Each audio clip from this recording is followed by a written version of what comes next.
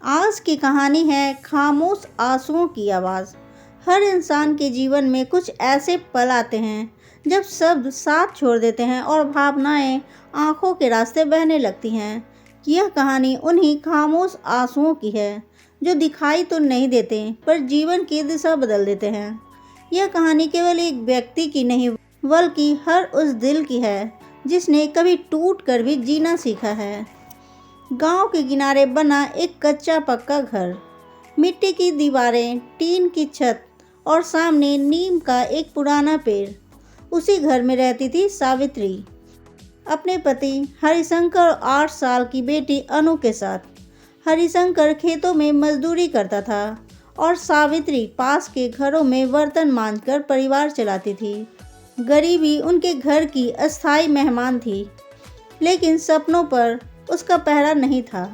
सावित्री का एक ही सपना था, उसकी बेटी अनु पढ़ लिख कर कुछ बने ताकि उसे कभी किसी के आगे हाथ ना फैलाना पड़े।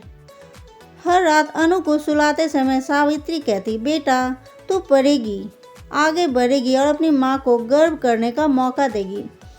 अनु मुस्कुराकर सिर हिलाती और माँ के आंचल में सिमट जाती। एक दिन खेत से लौटते समय हरिशंकर को तेज बुखार आ गया। पहले सबने इसे साधारण समझा, लेकिन 2 दिन में उसकी हालत बिगड़ने लगी। गांव के वैद्य ने जवाब दे दिया, शहर के अस्पताल ले जाने के लिए पैसे नहीं थे। सावित्री ने अपने गहने गिरवी रखे, पड़ोसियों से उधार लिया और किसी तरह हरिशंकर को अस्पताल पहुंचाया। डॉक्टर ने बताया देर हो चुकी है। उस रात सावित्री की दुनिया उजड़ गई। हरिशंकर की सांसें थम गई और उसके साथ ही घर की छत भी मानो गिर पड़ी। अनु माँ से लिपटकर रोती रही, लेकिन सावित्री की आंखों से आंसू नहीं निकले। वह पत्थर हो चुकी थी। पति की मौत के बाद सावित्री पर जैसे पहाड़ टूट पड़ा। समाज की नज़रें बदल गई। वही लोग जो कल तक मदद की बातें करते थे आज दूरी बनाने लगे। काम बढ़ गया लेकिन पैसे कम। सावित्री सुबह से रात तक काम करती, फिर भी अनु की पढ़ाई का खर्च निकालना मुश्किल था।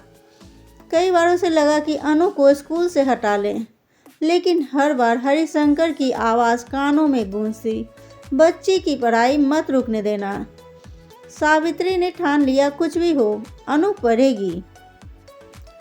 समय बीतता गया। अनु होशियार थी, स्कूल में हमेशा अव्वल आती, लेकिन गरीबी के ताने उसके मन को चुभते। सहेलियां नए कपड़े पहनकर आती और वह वही पुराने फ्रॉक पहनती। एक दिन अनु ने माँ से कहा, अम्मा मुझे स्कूल नहीं जाना, सब मेरा मजाक उड़ाते हैं। सावित्री ने उसे गले लगाया और पहली बार रो पड़ी। बेटा ये आंसू आज के है, कल की हंसी इन्हीं से बनेगी। अनु ने कुछ नहीं कहा, बस माँ की पीठ थपथपाती रही। एक शाम लौटते समय सावित्री का पैर फिसल गया। गिरने से उसकी कमर में गंभीर चोट आ गई। डॉक्टर ने आराम की सलाह दी। आराम, यह शब्द उसके जीवन में कहाँ था, लेकिन अब काम करना असंभव था। घर में राशन खत्म होने लगा। अनु स्कूल छोड़कर माँ की सेवा करने लगी। सावित्री यह देखकर टूट जाती। वह बार बार कहती, मैं ठीक हो जाऊंगी, तू स्कूल जा। लेकिन हालात ने दोनों को जकड़ लिया था। एक दिन स्कूल की शिक्षिका शालिनी मैडम अनु को घर तक छोड़ने आई। उन्होंने सारी स्थिति देखी। मैडम ने स्कूल में बात की और अनु के लिए छात्रवृत्ति का इंतजाम किया। साथ ही सावित्री के इलाज के लिए गांव में चंदा इकट्ठा किया। सावित्री पहली बार महसूस कर पाई कि दुनिया में अब भी इंसानियत जिंदा है। सावित्री धीरे धीरे ठीक होने लगी।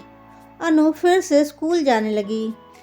इस बार उसके कदमों में डर नहीं, दृढ़ता थी। बरसों की मेहनत रंग लाई। अनु ने जिले में टॉप किया। अखबार में उसकी तस्वीर छपी। सावित्री ने उस दिन तस्वीर को छाती से लगाकर खूब रोया, लेकिन ये आंसू खुशी के थे। समय ने करवट ली। अनु डॉक्टर बनी। गांव लौटकर उसने एक छोटा सा क्लिनिक खोला, मुफ्त इलाज के लिए। सावित्री बरामदे में बैठकर मरीजों को आते जाते देखती और मन ही मन हरिशंकर को धन्यवाद देती।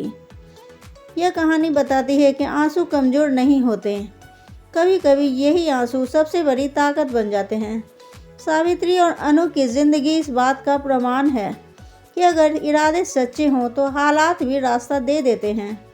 खामोश आंसू एक दिन आवाज़ बन जाते हैं और वही आवाज़ इतिहास रचती है। दोस्तों, मेरी वीडियो पसंद आ रही है तो इसे लाइक करें, शेयर करें, सब्सक्राइब करें। तब तक के लिए थैंक्स फॉर वॉचिंग।